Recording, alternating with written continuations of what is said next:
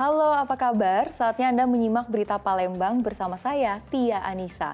Sejumlah berita menarik akan kami sajikan untuk Anda dan berikut 3 berita utama hari ini.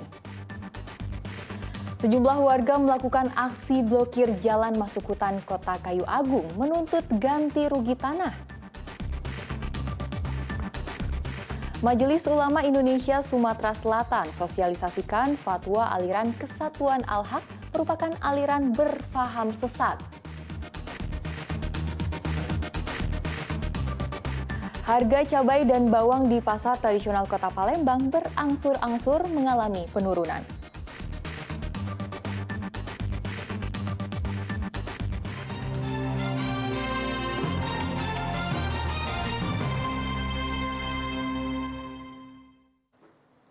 Kita ke informasi pertama. Sejumlah warga melakukan aksi blokir jalan masuk lahan hutan kota di Kota Kayu Agung. Upaya Bupati Ogan Komering Ilir meminta akses jalan dibuka ditolak warga sebelum mendapatkan ganti rugi. Sejumlah warga yang mengaku sebagai ahli waris pemilik tanah atas nama Haji Jalil ini melakukan aksi blokir jalan masuk di area lahan hutan Kota Kayu Agung, Kabupaten Ogan Komering Ilir. Mereka menutup akses jalan dengan menggunakan batang kayu. Akibatnya warga dan para pelajar yang hendak bersekolah menjadi terganggu karena sulit melintas.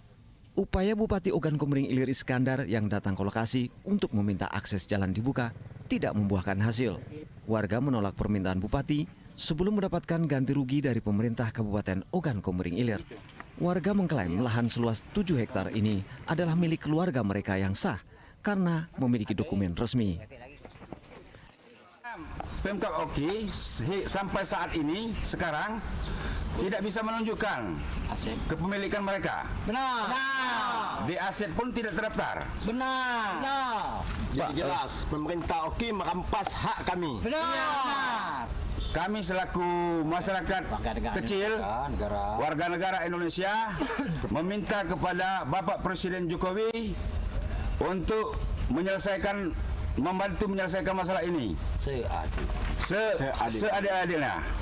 Kalau memang benar pihak Pemkab Kabupaten Oki tidak bisa menunjukkan kepemilikan mereka, ya kita minta ya janganlah dirampas cuma-cuma seperti ini. Yang jelasnya kan kita minta ganti rugi. Kami persilakan Pemda Oki untuk mengantisipasi daripada penutupan ini agar masyarakat Oki bisa berjalan dengan agar kegiatan di masyarakat Oki ini bisa berjalan dengan lancar. Jadi oleh sebab itu kita berharap agar semuanya sama-sama menahan diri. Ahli waris dari keluarga Haji Jalil ini juga mengancam akan melakukan penyegelan terhadap SMK Negeri 3 Kayu Agung yang masuk dalam area lahan mereka jika pemerintah Kabupaten Ogan Komering Ilir tidak segera melakukan ganti rugi atau dapat menunjukkan dokumen resmi kepemilikan atas lahan tersebut. Tindakan ini mereka lakukan karena sudah berbulan-bulan tidak mendapat respon dari pemerintah Kabupaten Ogan Komering Ilir. Dedi Irwansyah melaporkan dari Kabupaten Ogan Komering Ilir.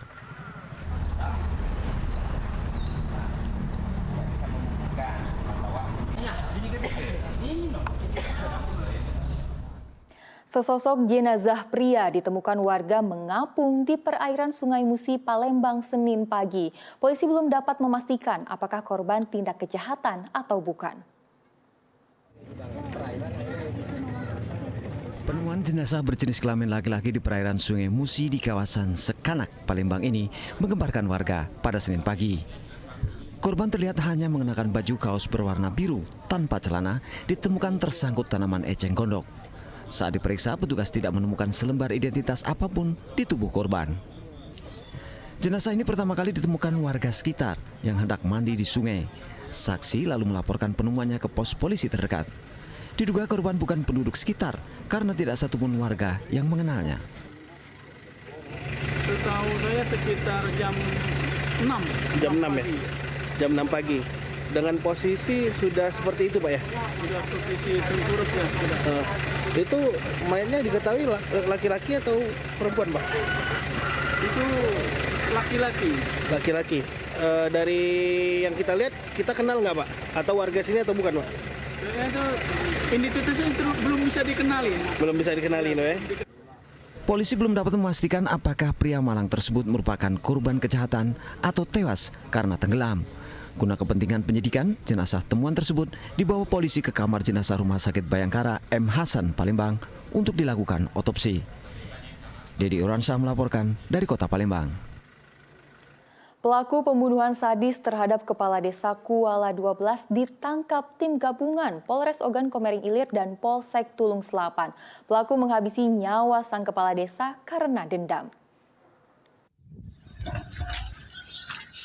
Tersangka pembunuhan dengan korban Artoni Mesir, Kepala Desa Kuala 12 Kecamatan Tulung Selapan, Ogan Komering Ilir, Ari Anggara, digelandang polisi ke Mapolres Ogan Komering Ilir pada Minggu pagi. Pemuda berusia 29 tahun ini ditangkap polisi di rumah orang tuanya di Kecamatan Tulung Selapan tanpa perlawanan. Bersama pelaku, polisi juga menyita barang bukti sebilah pisau yang dipergunakan untuk menghabisi nyawa korban. Kasus pembunuhan yang terjadi pada Jumat 29 Juli 2022 lalu diduga bermotifkan dendam pribadi. Tersangka merasa sakit hati karena korban pernah melaporkannya ke polisi atas kasus pencurian mesin speedboat tahun 2018 silam. Sehingga tersangka harus meninggalkan kampung halamannya selama 4 tahun. Kasus pembunuhan Artoni Mesir sempat menggemparkan warga sekitar. Pasalnya korban yang saat itu hendak mengambil air wudhu di tepi sungai tiba-tiba diserang tersangka. Dendam lama, tak lama kemudian si pelaku Ari Anggara masuk ke dalam dapur, ngambil pisau, kemudian mencari korban. Pada saat korban sedang ngambil air wudhu, didampingi oleh ada 2 saksi, yaitu saudara Kanang dan saudara Rizal. Pada saat ngambil wudhu, kemudian pelaku langsung menikam punggung korban.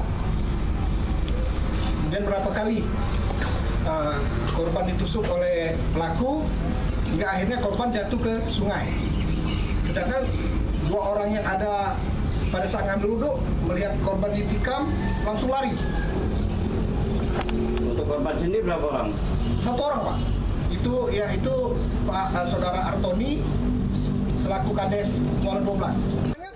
Atas perbuatannya, tersangka dijerat polisi dengan pasal tentang pembunuhan berencana yang ancaman hukumannya paling lama 20 tahun penjara, seumur hidup, atau hukuman mati. Dedi Irawansyah melaporkan dari Kabupaten Ogan Komering Ilir. Majelis Ulama Indonesia Sumatera Selatan menyatakan aliran Kesatuan Al-Haq merupakan faham atau aliran sesat dan menyesatkan. Aliran Al-Haq telah menyimpang dari ajaran Al-Quran dan tidak sesuai dengan syariat Islam. Melalui sosialisasi fatwa MUI, aliran Kesatuan Al-Haq dinyatakan sesat dan menyesatkan. Sosialisasi ini digelar di kantor MUI Sumatera Selatan, Jalan Kapten Anwar Sastro, Kota Palembang.